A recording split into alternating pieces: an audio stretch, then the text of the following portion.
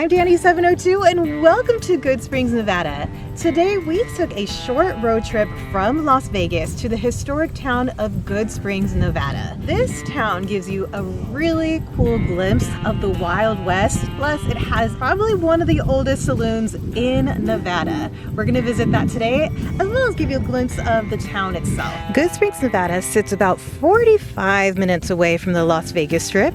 You would exit at Jean, Nevada, right off the 15 freeway, close to where the Seven Magic Mountains currently is, which by the way has to move up north pretty soon. But you might have no idea there is a historic gem just a short drive right off the freeway that I think is definitely worth a stop. So you'll exit the 15 freeway and then head down this stretch of road, but it only goes for about 6 miles. It's not too far down. It looks a lot longer than it is. It's a small town, but it's like taking a step back in time. With some really great hiking trails, you can explore the desert landscape, you can do some off-roading at the Jean Dry Lake, but in Goodsprings, you can check out the old cemetery with burials dated all the way back to 1890. So you know, with something so old, that the town also has talks of supernatural and paranormal activity. Goodsprings Cemetery is also where the beginning of Fallout New Vegas starts, and you can catch some of the other parts in town from the game. The Goodsprings Cemetery sits right before you head into town. In the early 1900s, the Robbins family donated this land for our town cemetery. This land is to be used only for burials of bona fide residents of the town of Goodsprings. There's also a stone in the front that has a few names of people from the Civil War, World War I, World War II, Korean conflict, Spanish-American War. Some of the burials will date back all the way to 1890. We'll see if we can find them. They might be a little bit hard to make out, but you can see some of these are very new. Like this one here showing 2023. She was a Goodsprings elementary school teacher. And here's one of the older ones that we can find. Anna Himmer.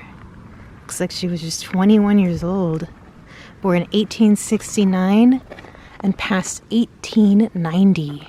I read online, if it was accurate, that there is a very small amount of residents here. I mean, like low hundreds, if what I read is true. Goodsprings owes its name to Joseph Good, a pioneer who staked his claim in the late 19th century, drawn by the promises of mineral riches. Although this town's initial growth was due to mining, it truly boomed in the early 20th century thanks to the expansion of the railroad system. A total of 25 million primarily in lead and zinc, lesser amounts of gold, silver, copper, nickel, platinum, and uranium. And I keep seeing those coils run by. There they go. Capitalizing on this growth, local businessman George Fayal opened the Pioneer Saloon in 1913, followed by a hotel in 1916. Many of the historic buildings in town have been preserved and offer a glimpse into the town's past. For instance, the schoolhouse, which also opened in 1913, is still here, and it's listed on the National Register of Historic Places. It still is in use as the school here at Goodsprings. On this particular building, there is a historical marker. Let's see if I can zoom in there. So it's been placed on the National Register of Historical Places. Goodspringsnevada.org. Goodsprings Historical Society walking tour. So you can see there's the map there. I believe, hopefully I'm looking at this correctly, but there's the Pioneer Saloon, and across the street was the business district. And there's still some buildings standing here. Some of them have markings. So this one is showing you it's a number 8 on the walking tour, and you can even use the QR code to pull it up really quickly. The Goodsprings Post Office from 1930s to the 1950s. Across from the old post office is the General Mercantile site from 1917, I believe. And that's just a little bit of the walking tour. There was a lot more markers, a lot more buildings to see, but it is super hot out here, and I am definitely ready for some food and possibly a drink. I know that they have good milkshakes over here at the Pioneer Saloon too, so let's go check that out. Plus, just a really cool building. You guys gotta see this. Goodsprings sometimes is referred to a ghost town due to its declining after the mining boom. However, it has managed to maintain its charm and attract visitors throughout the years. One of the most iconic spots in Goodsprings is going to be here at the Pioneer Saloon. This is a must-see for any fan of the Wild West. It was established in 1913 and is one of the oldest continuously operating saloons in Nevada. As soon as you step inside, you're transported back in time. The saloon's interior is filled with vintage decor, including old photographs, Western artifacts, and a classic wooden bar. The room adjacent to the main bar area is filled with memorabilia, and much of it is centered around Clark Gable and the tragic plane crash that claimed the life of his wife, Carol Lombard.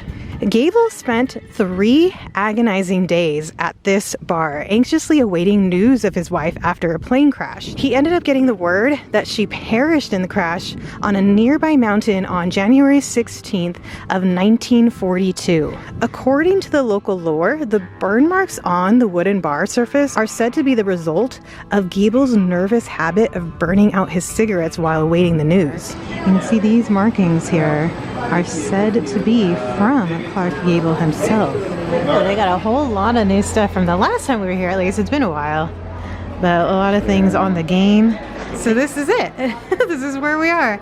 Prospector Saloon. They changed the name. Which is Pioneer Saloon, and then the general store right next to it. Oh, that's so cool. And there's a sign here for the upcoming Fallout New Vegas days, which is November 16th and 17th. So just a couple of weeks away.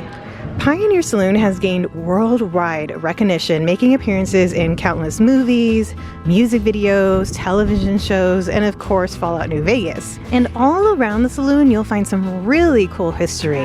We're sitting at a table where an incident from 1915 happened right behind me here.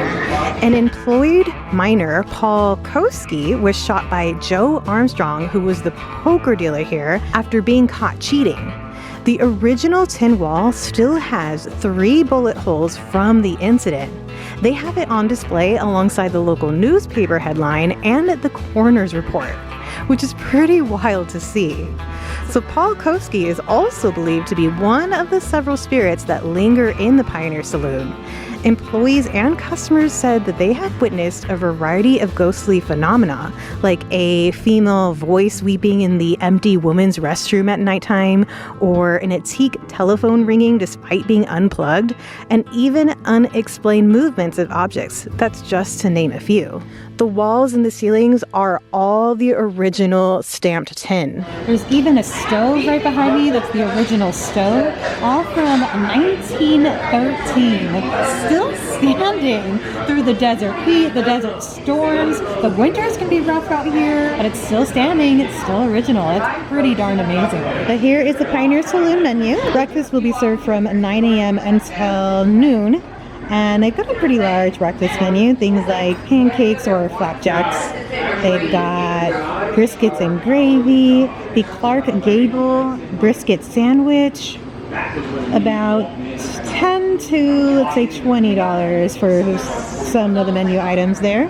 They also have burgers, hot dogs, sandwiches like BLT, salads down here, about $15. You'll find barbecue sandwiches in different plates, like a barbecue brisket sandwich.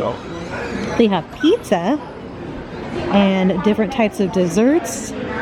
Full bar. Here are their cocktails. I don't see a price on there. And then on the back here are their milkshakes, which I've seen a photo of online, and they look really good, but it says they're hand-dipped milkshakes. They have some that are year-round, like a Andes Mint. The cheesecakes sound really good too. And then they have specialty and seasonal milkshakes. But nowadays, Pioneer Saloon is owned by a musician and an entrepreneur known as Old Man Liver. You can see Old Man Liver's got his own whiskey. I believe also his brew here. Eddie ordered a Busty Blonde. I'm not a beer drinker, but I can see Eddie liking the Busty Blonde.